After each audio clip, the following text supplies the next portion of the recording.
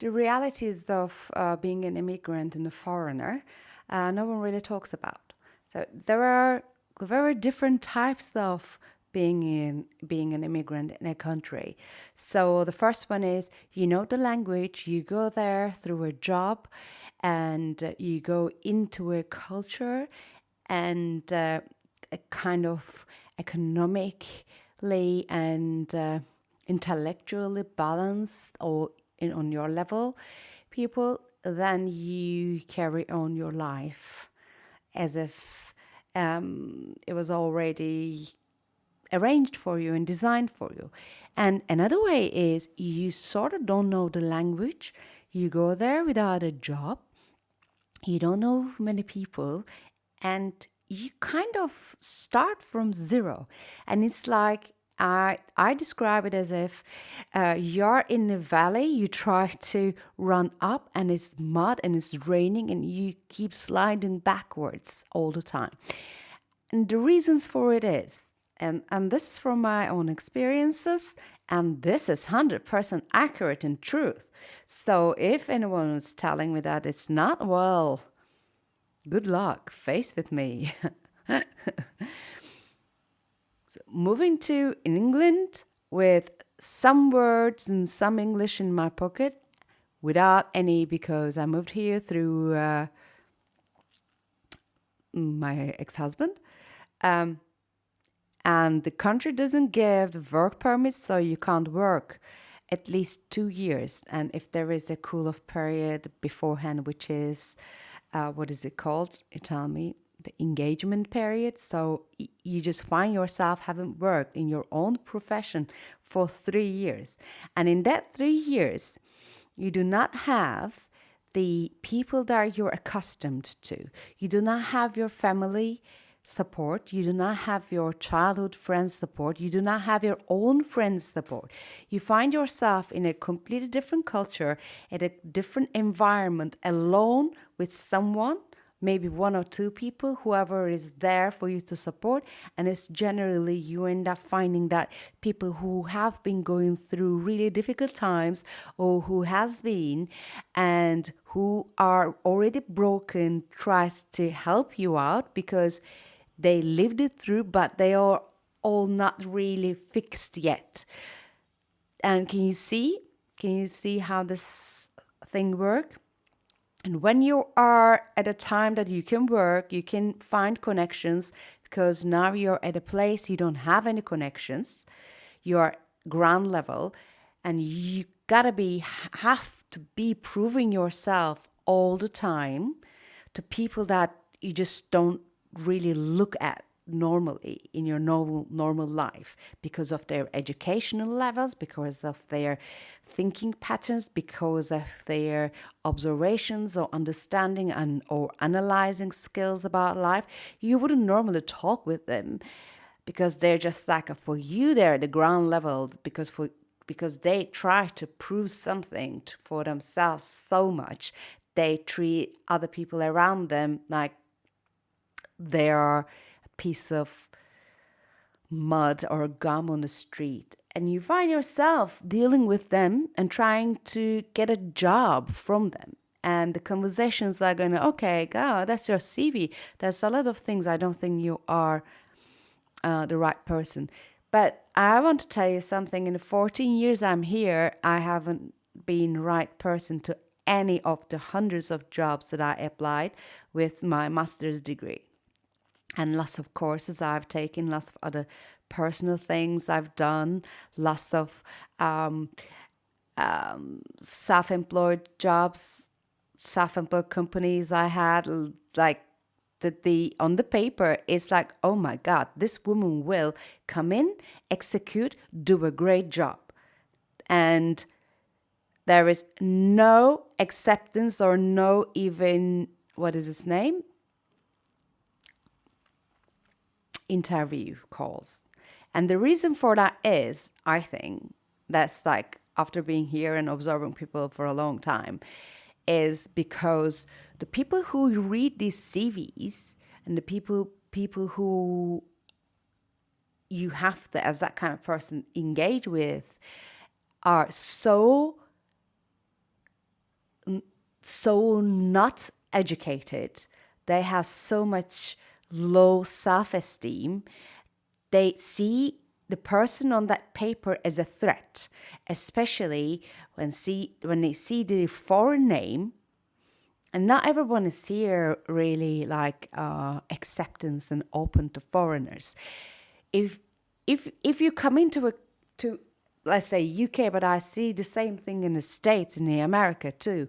I see the same thing in Portugal too. So if you come into a country where you already have a job, you already have a profession, you already have a settled identity in part of that community and a country, then that's fine because you come in from above. But if you try to come in from under and just thinking very naively that, oh my, I can do it because everybody will understand my value because it's so obvious, you start from the gutter. And the only people will help you or willing to help you and accept you are the people who are already on the gutter and trying to work the system out from a different direction because they're not accepted. Then suddenly you find yourself into these group of people who are opening their laps, who are opening themselves to you and accepting you, and they're all doing, or most of them are doing, criminal activities or illegal activities. And there's like a group of people who are trying to survive in the system by not being integrated in the system because they don't have a place to be integrated, either because of their looks, either because of their demands to work in a different way, or their demands to be respected in a different way, or to do something different in the job except the job description, whatever it is. Either the work hours, either everyone has a different story, but they all try to make a living out of some kind of a subculture that's already been created in that environment. And they are so open because they understand what it feels like, what it means to be scum, to be spitted out at the corner and not to be seen. And that is the reality of moving somewhere as a foreigner, being an immigrant.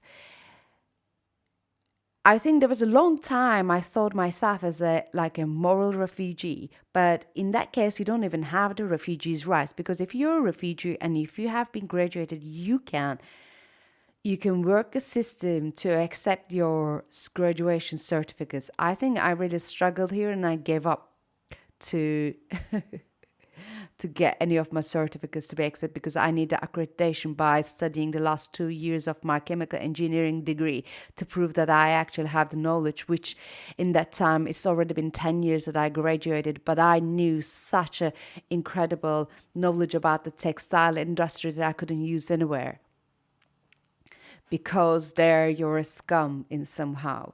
This is the reality of being an immigrant. And the only people you start to cluster, except the illegal activities, people who are doing lots of things, and they're just like, man, as long as you just like you accept me as I am and you work with my own rules, and the own rules are quite simple and it's quite a lot more easy to read, a lot more open than the outside world, which the system world. Because in the system world, you need to know all these things about the tact way of talking, negotiation skills, and gathering all those certificates to prove people, and your network and connections that come from your family members, that comes from your school members.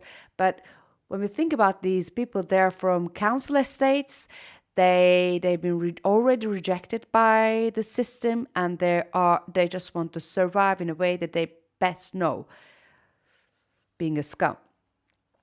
And as long as you don't step onto their foot and you don't try to take their money away from them, their rules are a lot simple, and you can be in any color, you can be speaking any language, but you have your cards and you can be direct, and that directness is honored.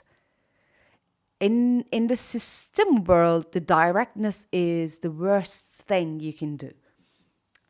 That's the worst quality you can have. You really need to understand that negotiation skills on the table, which is like, is a very indirect route, which is also fine. So yeah, it's, and no one also talks about is like, you come into a country and the most successful assimilations or integrations are from people who've already like let's say if someone moves into a country that speaks English, it's generally, then I know it's like they've already studied English literature, uh, modern languages, or just some kind of a very very in-depth insight of language previously, or they come from money and they have a lot of support.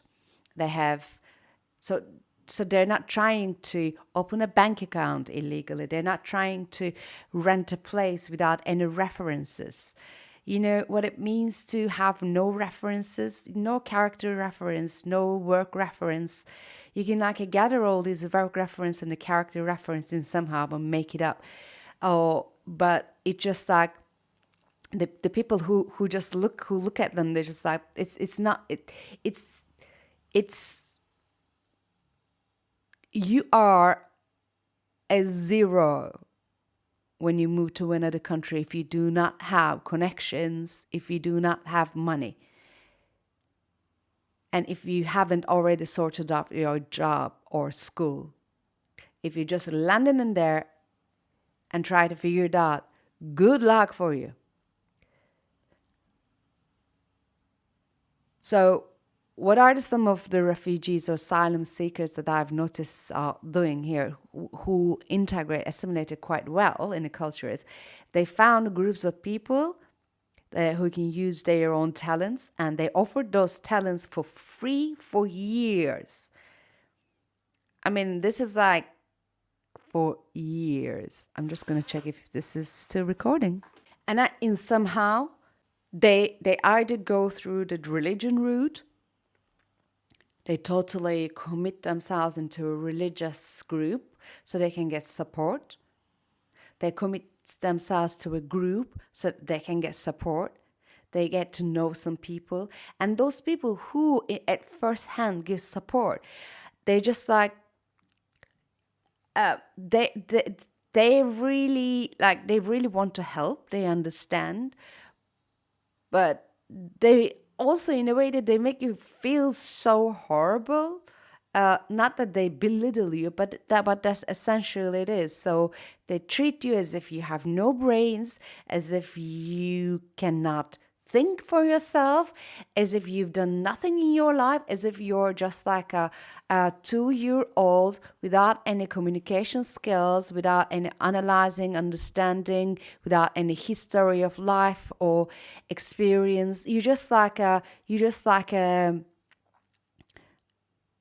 A I don't want to say moron, but like a very big person in a very small brain, and you're just like almost like a goo just rumbling around. That's how they treat you,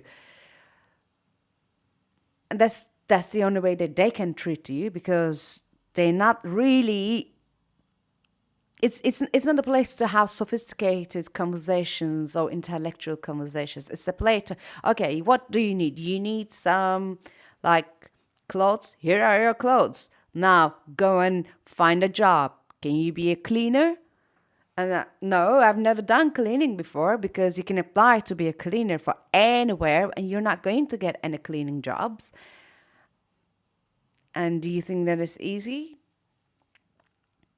You don't know the every systems are different, and then you are being punished not because you don't know that system. And if you're not in an office environment working with the group of people who understand the business or who understands that kind of way of living, how would you learn these?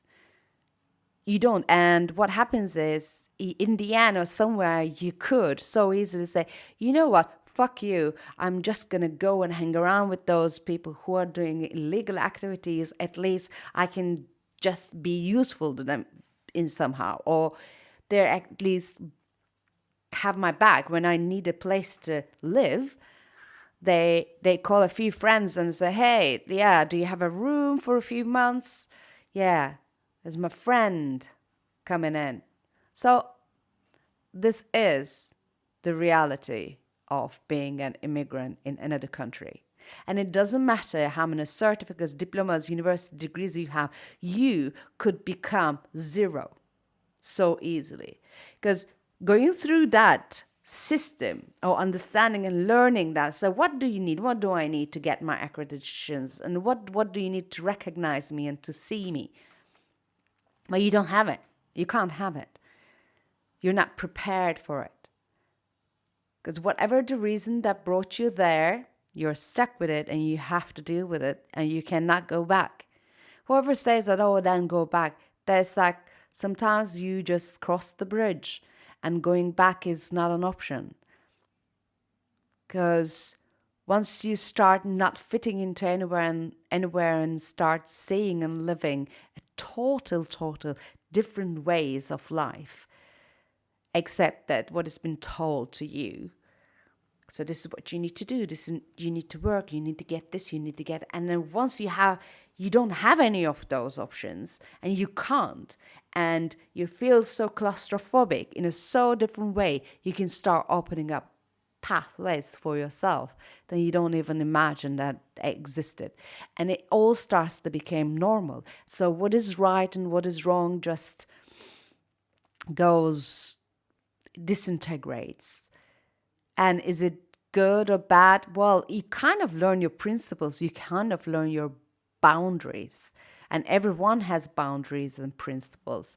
And you stuck with the principles, you stuck with the boundaries, and you gain self-respect by just being able to having your own place, even though when your cousin comes in and say that, oh, with a big surprise that you are poor and she refuses to stay at yours. And then later on when you ask her, now I didn't ask her, but just like, well, you didn't stay at mine, you stay at that, and she refuses it.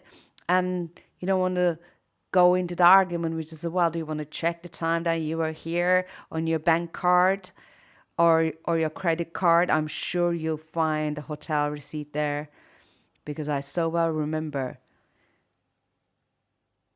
And it just becomes so irrelevant because you know how difficult it was to get that one place for yourself. And then that self-respect, no one can take that away from you.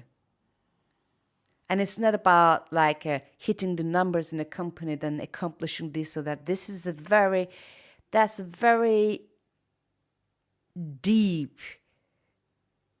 It's very deep. Because you do it all alone. And I don't know if I think people who understand it, who lives it through, can understand it really well.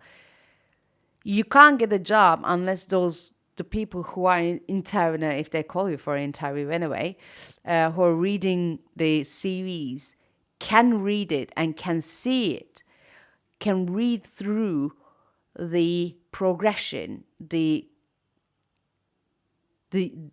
certificates, the courses, workshops, universities you completed, the company that you opened, and then successfully the fundings you gained.